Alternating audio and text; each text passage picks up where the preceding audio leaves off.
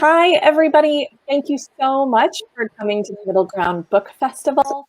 We are here today with 5 fabulous authors on a panel about writers who teach, teachers who write. It depends on how you want to look at it.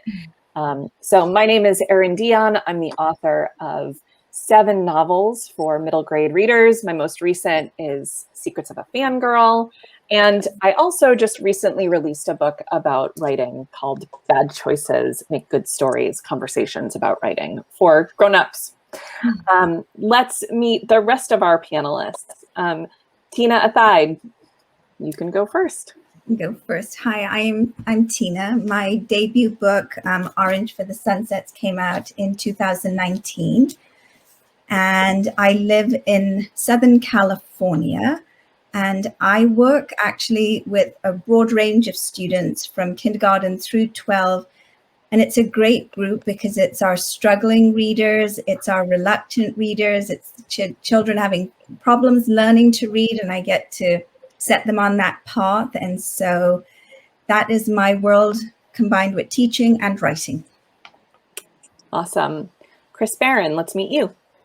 Hi, I'm Chris Barron. I'm a professor of English at San Diego City College, and I'm the director of the Writing Center there. I've been there forever, feels like, but I get to work with a very diverse group of students. It's a really big college, learning every year. I'm also the middle grade author of this book, All of Me, and my latest book, The Magical Imperfect, which came out this month. Excellent. Lisa Stringfellow. Hi, I'm Lisa Stringfellow. I'm a middle school English teacher. I teach 5th and 6th grade English, and I'm also a technology coach. I work at an independent girls' school in Boston, and I also write middle grade fiction. My debut, which I have an arc of, oops, disappearing, A Comb of Wishes, is my contemporary fantasy set in the Caribbean, featuring a little girl who finds a mermaid's comb. So I'm excited for that to come out. It comes out February 8th of 2022. And the book is so magical it disappears on screen sometimes. And you said February 8th it comes out, right? Yes, yes. Excellent. All right, Sarah Marie Jette. Hi, I'm Sarah Marie Jette. I teach in Arlington, Massachusetts. I've taught 5th grade, 4th grade, and next year I'm actually moving down to 3rd. This year I was a semi-finalist for the Massachusetts Teacher of the Year. I did not make it to the finalist round, but it was still an honor considering how crazy this year was. I'm the author of What the Wind Can Tell You, which came out in 2018, and it has some fantasy. It's about a girl whose older brother has a significant form of epilepsy in their relationship, and they travel to a magical world, and the main character builds cool science things. Awesome. And last but not least, we have Stacy Nockowitz.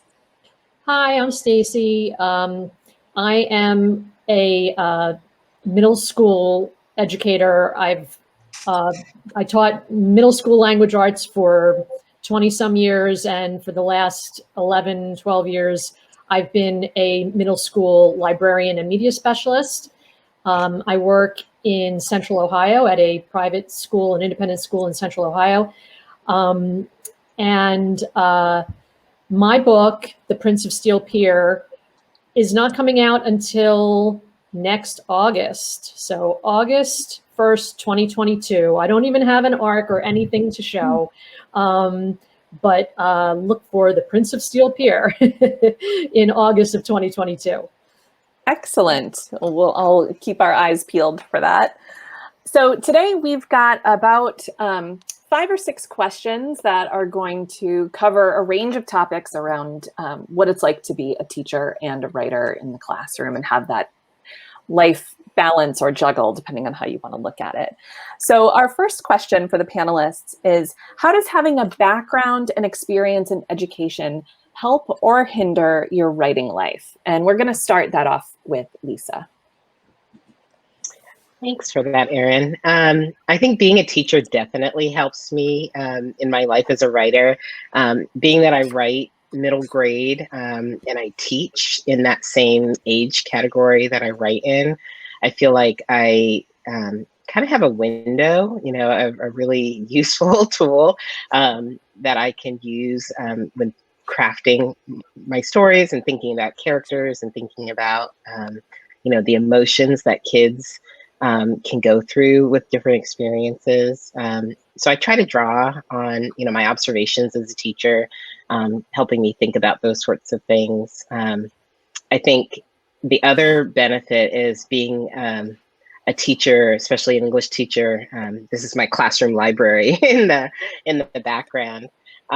Is that I'm pretty immersed in what kids of that age category that I'm writing for are reading. So I do a ton of reading in middle grade myself, and the kids are always giving me recommendations. So I have a huge to-read list, you know, and they get mad at me when I haven't, you know, read something that they love, and I've got to write it down. And so I think all of that really benefits me as a writer.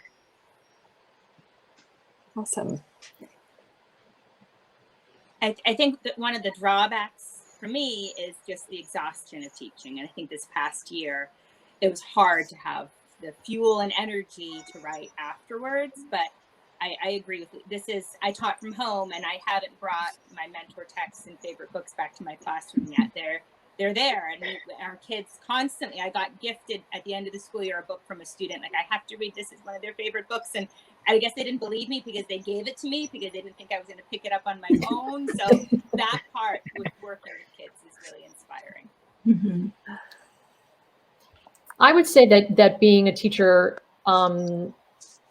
having a background and experience in education has definitely helped my writing life. Much like what Lisa was saying, working with this age group, with middle grade students for, you know, 30 years, it's really given me a window into, just like Lisa said, into their world, a deeper, I have a much deeper understanding of their day-to-day lives and their struggles and what they're thinking about, what's important to them, you know, how they speak to one another, how they interact with their peers, and also the physicality, which is a big part of my writing. You know, middle grade kids, their gestures, their reactions, the way that they lie or confess, or you know, how they interact with their peers. That's a big part of what I like to write about. So being able to observe that on such a daily level, you know, it's priceless. I love being able to do that. I love that. And so we've had 3 panelists who have experience with really the age group for which they write. And now Tina and Chris, you know, you both have experience with older readers and students who maybe are not always your target audience. So Tina, I want to hear from you about that first, and then we'll wrap up with Chris with the college level. Yeah, no, I would agree with regards to it just being a gift as far as a window into sometimes this age group in this era and this time that we're writing. But I have to say, for me, where it comes is sometimes as a hindrance, and I find my brain moving in that direction, is because I work with a population of students that don't necessarily gravitate towards books. That's not the first place they would go to. I often find when I am writing middle grade that I intrinsically tend to write shorter chapters, or like Chris, I tend to look at verse maybe, because it's such a huge gift to those kids, and it gives them something, and it makes them feel that they're a part of this whole reading world. But when I'm writing middle grade, sometimes I find I have to stop. Like recently I had 2,000 words. It's like, oh no, I can hear the kids in my ear saying, what? 8 pages? That's so long. And so I hear mine in my ear talking to me. And so that's where sometimes I wonder if it's a hindrance to me, because I look at all of these others and they're much longer, but I hear my kids in my ear telling me, yeah, no, I'm good. I'll stop here. It's plenty. I love that. Chris? No, I mean, I would just take a little bit of a different track in terms of background. I know for me, because as educators, right, we all have so much training. like so much professional development and process and learning. And I think for me, I'm thankful to be able to apply like so much of that critical thinking training and skills and research oriented writing to creative processes. And also I think, you know, as educators, you have to be creative all the time. Like, this isn't working, I have to shift gears if I want to communicate clearly. So I don't know, I think that's really helped me not be afraid of the other thing, which is kind of a hindrance at times, is like the amount of research that goes into writing books. People don't always know this, but it's like I'm never satisfied. I have huge stacks of library books and 18 tabs open because this line said a thing about a place, and there's no way I'm going to let that go unless it's absolutely correct. So that's like a help and a fun thing, but also kind of a hindrance, you know? So anyway. For sure. And I forgot to mention in our intros that I'm also a professor. I teach at Montserrat College of Art. So I have a very different population of art students. And I find the thing that helps me the most is I'm always willing to learn and I'm always listening to my students. And that being in the classroom, right? It keeps you fresh all the time. You have to be on your toes. So let's shift gears a little bit and let's get down to sort of the nitty gritty of like, what are your writing lives like? How do you make time to write? Did you make time to write in this past crazy year? When is your work time? So let's start with Tina for this one. Okay, I know that, you know, I ask that question all the time to different authors. And as educators, I think we are intrinsically, for the most part, organized, or we strive for organization. So I know for me, during the summer holidays, it's my planning time. And I think, okay, I'm going to organize my schedule. This is the year I'll have this phenomenal schedule where I'll work. Then I'll set this time aside and write each day. And I think that works every single year for like the first month. And then the realities of our teaching world set in. It's not this 9-to-5 job. It's that. And then we come home and we're grading or we're planning, or like Chris said, our own teaching world, we're researching ways to make our lessons engaging and innovative. And unfortunately, sometimes I find that sucks all my creativity out. And then I write and I go back and read what I've written and it's rubbish. So what I've tried to do, which has seemed to work, is during the holiday times is when I do the bulk of my creative writing. And during the school year, I try and do my revising, more reading, some outlining, you know, meeting and getting to know my characters, that type of thing. Or sometimes a messy first draft. Not always, because it's very hard during that school year, but during the holiday times is when I do the creative writing, and during school year, I do the other, because that allows me to do it in chunks. Whereas during holiday time, I can set aside a larger, you know, amount of time for my headspace. But every year that month hits and it's like, oh. It always gets off to a good start, though. It does. And you think by now, like now I know, but I'm already in the back of my mind designing this new schedule for myself. So good to hear you say so, Tina, because I think so many people, like, they have these like writing, you know, rules or guidelines where they'll say, you know, write every day, or, you know, button share. And I think I found as a teacher that it's not sustainable for me. Like, I can do that for, like you said, like maybe a month. Like, I always try to do National Novel Writing Month if I can, as an opportunity to fast draft. And I actually do that with my students. But beyond that 1 month, writing daily just is really hard to maintain with grading and with family and all of those things. So I find either, you know, the weekends sometimes, or like you said, those bigger school breaks are the times that I can plan to get more things done. You know, during this year in particular, the biggest gift I gave to myself was saying, okay, Tina, this is the reality. This is your life. So instead of fighting it, just accept it is what it is and fit what you can. And it was sort of this aha moment and sort of a deep breath. And once I did that and gave myself, like Lisa said, permission to say, okay, Today I may not get completely to writing, but even if I'm sitting outside with a cup of tea and thinking about it, it's still part of my world. And that was okay. It didn't have to translate into, I wrote so many thousand words, because that didn't happen. But and it is what it is. And I felt good about it. And I think we have to give ourselves permission to look at it in different ways and be okay and not beat ourselves up. Yeah, that's exactly what I was going to say, Tina. You have to give yourself some grace, because sometimes, I mean, I find that I'm not doing either job well. Sometimes it's like, okay, I'm doing my librarian job really, really well, but my writing is suffering, or it's the other way around. I'm, writing, and my day job is suffering. And then there are times when it's like, I'm not doing anything right. I'm not doing anything well. And you have to let yourself just breathe and take care of yourself a little bit. And, frustration sets in, but you have to be a lot more, you have to be nicer to yourself. You have to be kinder to yourself.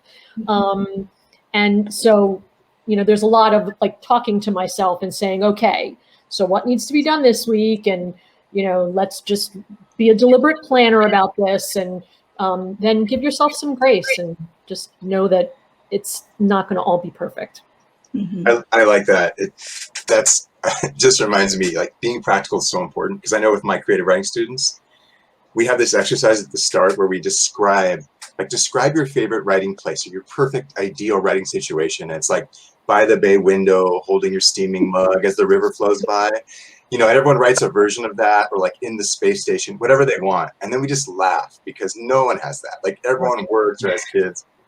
And so then I say, okay, well then what are we going to do? And we kind of make it more practical. Like, well, I'm going to do it on this calendar date. And I say, isn't this boring and terrible? But it works. And I think sometimes it's like that. I know for me, because my kids are, I have 3 kids, and they were middle grade. Some of them still are. They're getting older. It was before, it was writing at night when they go to bed. But now I'm like really tired. What's up with that? So now it's in the morning or not. So what I've tried to figure out is like how, and the one way I found it is to be very deliberate. So what's helped me is these, I discovered this is no like genius thing, but it's writing sprints. If I do a writing sprint, give myself a 20 minutes on the clock, I can invite my wife or the kids into it, draw, do whatever for 20 minutes. And then I feel like I did something, even if I draw a picture.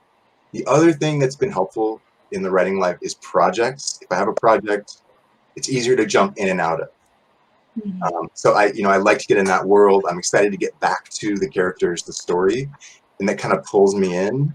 So I'm not always inventing, I'm joining. So that's helped me, and it's made the sporadic nature of the writing schedule a little bit better.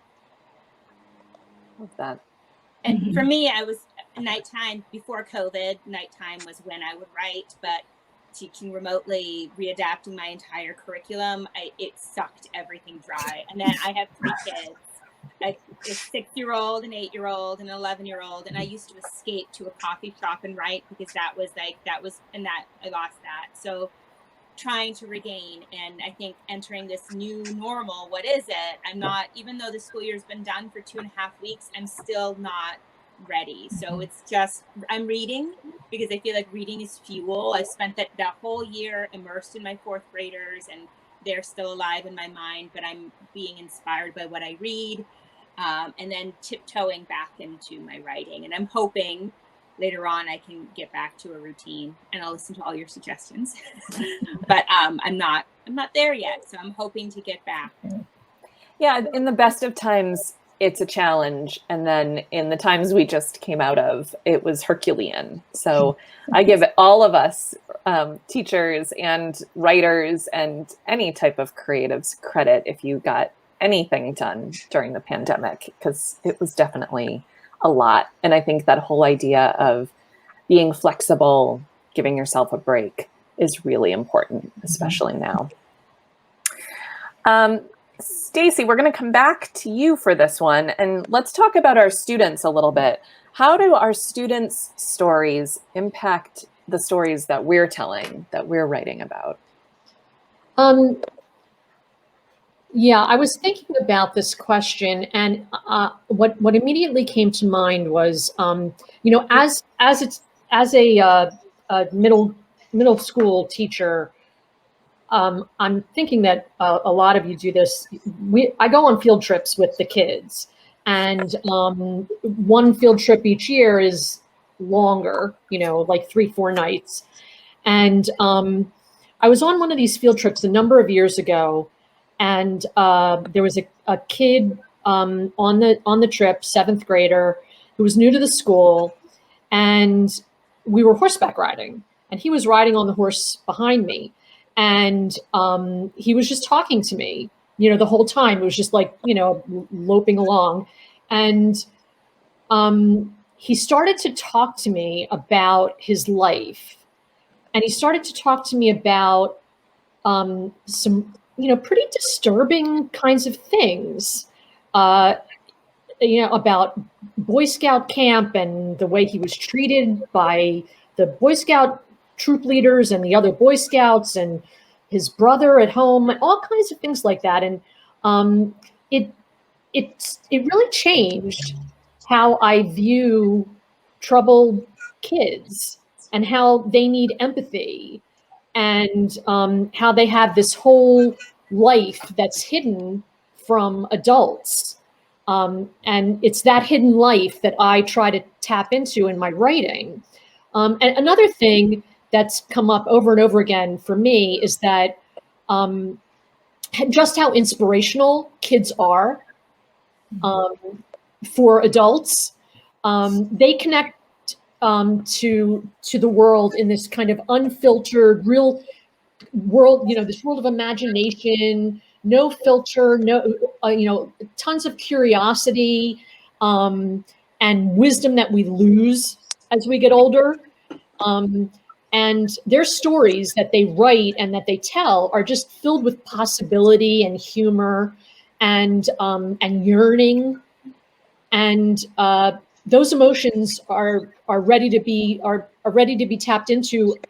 For me as a writer, kids love being seen and heard, and they want their voices. They want to have a voice, and that's what I try to do with my writing, is give them that voice through their stories. And it's they're lovely and weird and wonderful and true. And so that's how their stories affect my writing. Love that. I think about how, like, especially watching kids this year, how little power our kids have in controlling their lives. Like, thinking about, once I had a student who said that their Monday share a few years ago, that they got a dog over the weekend, but then the mom brought it back because it didn't work out, and everybody was horrified. I'm like, but you don't get to choose that. I said, we shouldn't be horrified. I mean, they have such little, but books give them.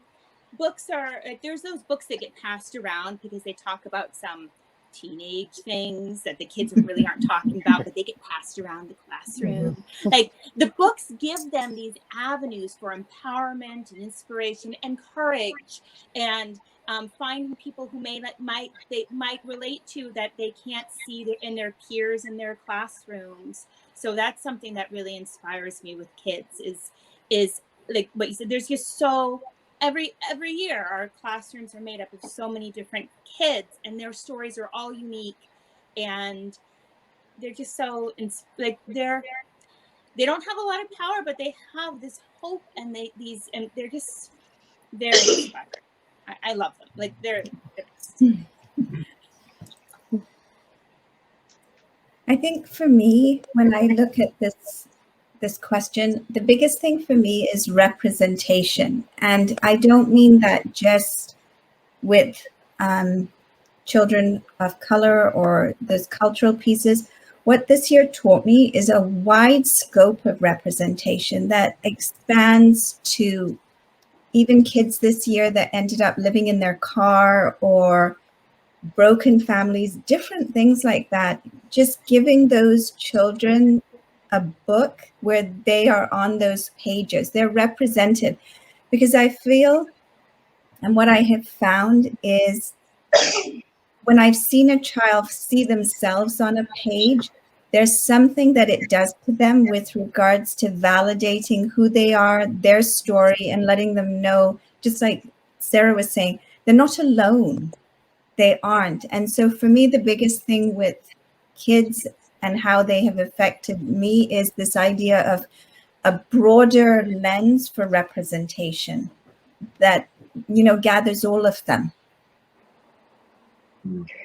I can think about something you just said, Tina, too, and the idea of like students' experiences and seeing themselves. I think sometimes I'll hear from parents, kind of a little bit of a complaint about, middle grade books, or why are they so sad sometimes? And I think, kids do like crave those books that are honest and like reflect all sorts of different experiences. And when I'm thinking about like what inspires me about my own students, in my current book that's coming out, the girl's dealing with the recent death of her mother. And so there's grief there. And I've had students who've gone through that, who've lost a parent for various reasons. And, I don't write about their experiences, but I can see the impact of those things on the students. And those things help me channel into my characters their emotions and the motivations that they have for certain things, that I hope then students who've dealt with those sorts of things can see and feel validated maybe in some way. No, I would agree, Lisa. Chris, your book, All of Me, which looks at body image, I had a middle grade group, like late 5th grade, 6th, and there'd been some bullying towards one of those students. And so we just read that casually in our group without making it, a point or drawing it. But I could see at first when that hit, and then the change in the student, and then the discussions that we all had. And it goes back to what I think everybody is saying here. There's representation, there's that emotional connection, and it did. I mean, that book was life-changing a little bit for him. There's something in my eye. Hold on. I did, and thank you for sharing. I want to affirm what I'm hearing, because from my college students' perspective, because they can't get away from me and my middle grade talk about stuff. But one thing that they've often said is they wanted more at that age, and they ask questions like, why couldn't? Because they hear so much bad stuff. They see it, on movies, and it's glossed over, especially YouTube, But books, they would say, like, books actually take the time to explore something in the company of characters and story, and they wished they had been given way more representation, more books that deal with difficult issues and topics that relate to them. And that definitely impacts the way I'm writing, because I'm believing them. I've been there 20 years. I've heard this, over and over again. And so when I'm writing, it has a huge impact on how I approach the depth of storytelling. It's not to say that fun, light books aren't amazing. They are, and they're super important. But also, there's room for all kinds of books, I think the thing for me that I'm hearing from all of these responses that I feel like I need to pull out a little bit more directly is we don't write about our students as characters. We write about what our students need to see on the page, right? What we can give to them and what we can show them in their world, I think is so important. And so I think a lot of times, right, the glib question that we get is like, oh, you must use your students all the time in your books. And that's not how that works. No. With my book, the character, her brother doesn't go to her school because he has a significant disability. And I've had students who have siblings who don't go to the school, and that's not talked about. When you can invite your siblings into the class for a share, they might be at a different grade level, but they have siblings who cannot physically come. And that's not often in books. I agree completely. All right, we're going to shift a little bit into more of the classroom with Chris. How does being a writer and reader influence or affect your classroom? Yeah, I mean, so for me, when I'm teaching writing, I get really excited and enthusiastic, and it has a huge effect because I know, and it can be overpowering. So it's like clashes with the desire to hear more from them. So, but I know that that energy is okay, and I do a lot of warning to them, like, okay, I love talking about this. Feel free to jump in and stop me, but we're going to talk about this because I love it. And also, I share with them my writing process. I would never like assign my own book ever. I don't ever want to share. I just think that that's just my personal preference. But I love sharing, like, this poem didn't make it in the book. Do you want to hear it? And then we talk about why. And so I think, in terms of influence and effect, I try to put myself right there with them because that's how I feel. I'm much more interested, like, as my teaching career goes on, in their authentic voices than acquiring skills. So I kind of flipped it. So before, I think I wanted them to be able to write a good essay because they need that. I still believe that for sure. Being an effective writer, understanding purpose and audience, what does it take to write a clear thought? But now I'm seeing more and more as a writer that authentic voice, where you're coming from, matters so much. And putting that forward is what will drive you. And then you build the skills on top of it.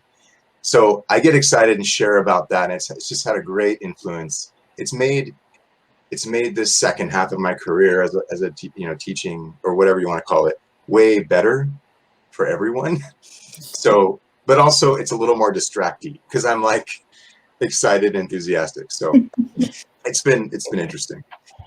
Chris, I don't know why you won't assign your book to your students. I'm absolutely going to make sure that every student in my school has a copy of my book. Wait, okay, let me just say though, I assign like all of your books.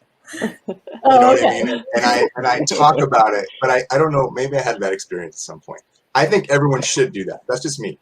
I get really uncomfortable. Like, I read mine, but before I read it, I talk about it and talk. Miss Jette, just read it. I'm like, okay, but it's just it crosses. Hard.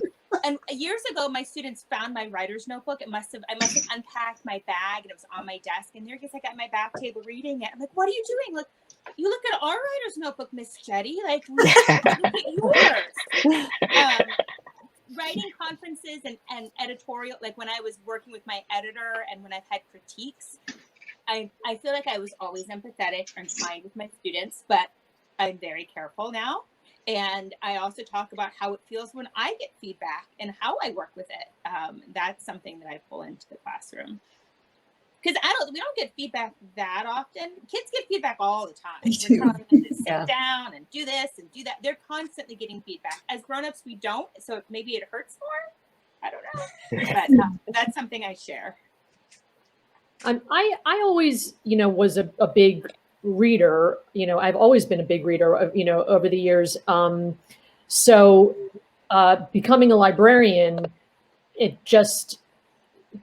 kind of made everything about reading and writing, it kind of validated everything for me. And, being able to talk to kids when they come in the library and, when they say, I really need a recommendation. And now I know so many more writers and so many more books just from being part of the writing community. Because the writing community is so vast, and the middle grade writing community is so supportive of one another, and so now when a kid comes in and says, I really, everybody's reading The Hunger Games, but I think that book's too scary for me. So I can say, oh well, I have a friend who wrote this book. And I think that you'll really enjoy it, and it's got some elements like The Hunger Games, but it's not scary. Or I want to read a book about World War II. What's new? And oh well, I know what's new, not just because I read about it in school library journal or whatever, but because I actually know the the people who do the writing, and I can give the kids, that kind of perspective too.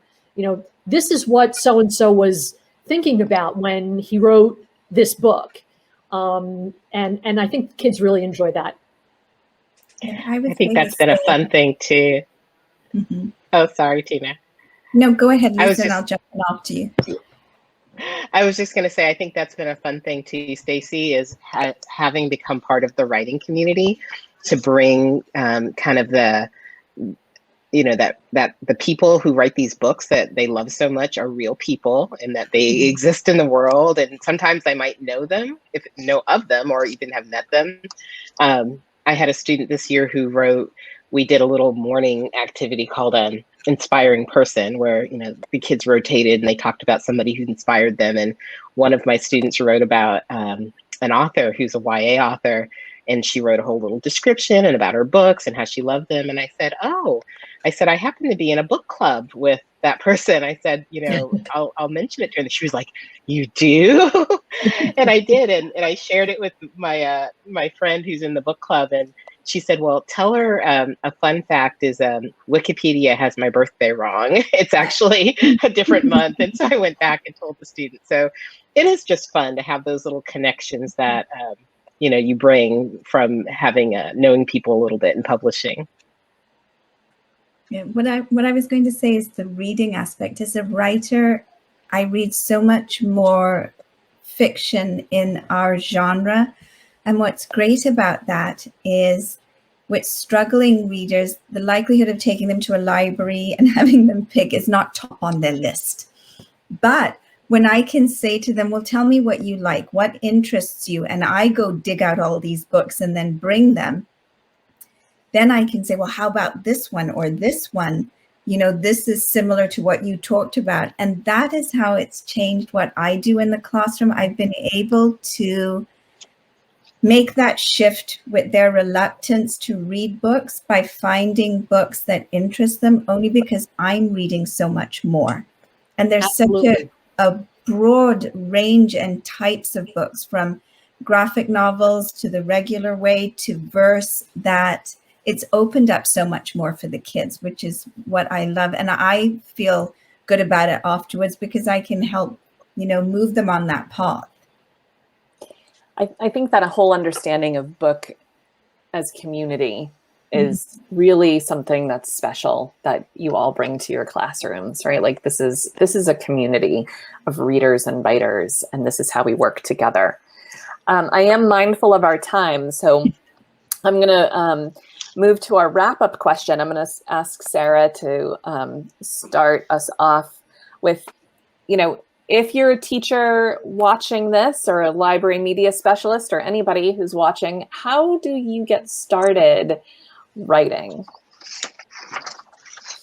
I think for me, like how I got started writing is I just had like a story, like an itch almost. Like there was like a story I kind of felt like I wanted to tell. And I just started writing it down. Basically, it's exactly what I do with my students, right? You start with the seed idea, and then you put in some specific details and you slow down. It's the same, except our books are longer. So, but what's surprising is it's essentially the same. And so, but also we talk a lot about the community, and the community is really wonderful. So following people on social media, going to writing conferences. Some of them are remote now, which is really easy as far as childcare and traveling. And critique groups, like when you start writing more, that you can share your writing with other people. But it is very much what we're teaching our students. It's just for what we do, it's longer. I think one of the important things is that you have to recognize from the beginning that writing a book is not going to just, I want to write a book, I'm going to go write a book.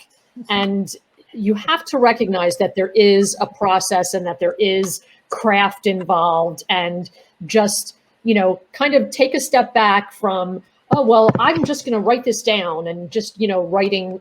And you have to know the space.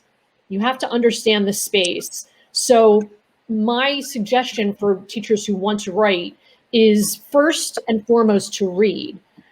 Read. If you want to write for a certain age group, read the books that are written for that age group. The one, whatever you intend to write for, and even other age groups.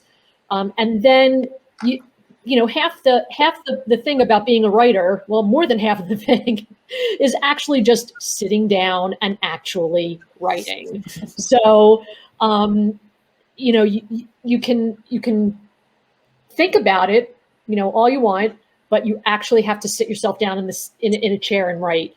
I strongly suggest joining SCBWI, the Society for Children's Book Writers and Illustrators, and think about taking a beginning writing class through something like Gotham Writing Workshop. They you know, there are lots of other beginning writing classes that you can do online, but first and foremost, read.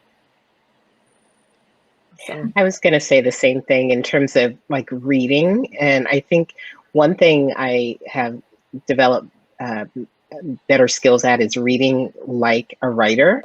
So, you know, the books that I've read for pleasure, to stop after I've read them and like, wow, that was great. Okay, what was the writer doing there? How did they make me feel that way? What are the ways they revealed the character? So starting to kind of be a student of the books that you really enjoy is a really important part of it. And then I'll echo what Sarah said also about community, like finding other people who are writing. There's some great online communities. And then if you're a person of color or come from a different marginalized group, there are groups out there specifically there to help people get started. There's a great conference called Quayle that's wonderful for writers of color. So there's lots of people who can help you start the journey. I agree with all these. I mean, these are good suggestions. I'll add one little pep talky kind of comment, which is value it. Like, give yourself permission to value the time it takes to write, and also the time it would take to join a conference or join a writing group. Because I think as teachers, we're tired. We are, you know, all the things, we feel like we have other priorities, but making that conscious choice to say, it's worth it, I'm worth it, the writing I want to do is worth it. And you know, make it an hour a day or whatever. So however it works, I think it's important to value that process. No, I would agree and echo everything. And don't be fearful about joining all these different communities that have been talked about today. Don't think just because you haven't written or have something published that you have nothing to offer or that you won't gain tremendously. Just jump right in and the value will be there, huge. It will come back to you triple-fold.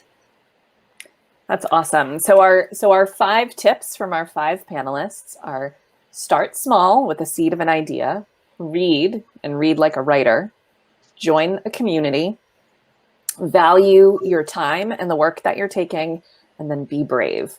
And my little tidbit is get a notebook. Get a hard copy notebook that you can carry around with you and do all of those things. Jot down your ideas, make your reading lists, work on your stories, but have one dedicated space that you can put your writing in. I think that that's a great place to start. Can I add, Erin? Yeah. I love that Sarah's students saw her notebook. When I do that sort of writing with the kids, I have one too. And when we share, I share mine too, because it's like yours said, well, you look at my notebooks, why can't we look at yours? And I think if you share that and they see you modeling that just organically, it validates it and it gives it credence. So share those notebooks. And they all are the same. They're all messy, right? It's a messy process. Don't compare your first drafts to other people's finished products, right? We're so used to seeing a finished book, and it takes a long time to get from point A to point B. So I am so grateful that I got to spend time with all of you today and learn about what you do in your classroom and what you do in your writing life and how you put all of those things together to benefit your students and your work. So thank you so much. And for those of you who are watching today, I hope that you got as much out of this conversation as I did. And I would encourage you to take a look at all of our panelists' books, which you can find links in the show notes or the comments feature. And I hope you get a chance to check those out. And also, thank you so much to the Middle Ground Book Festival for hosting this and making all of these great panels available for us to watch. So thank you, everybody. Thank you so much. Thank you. Thank you.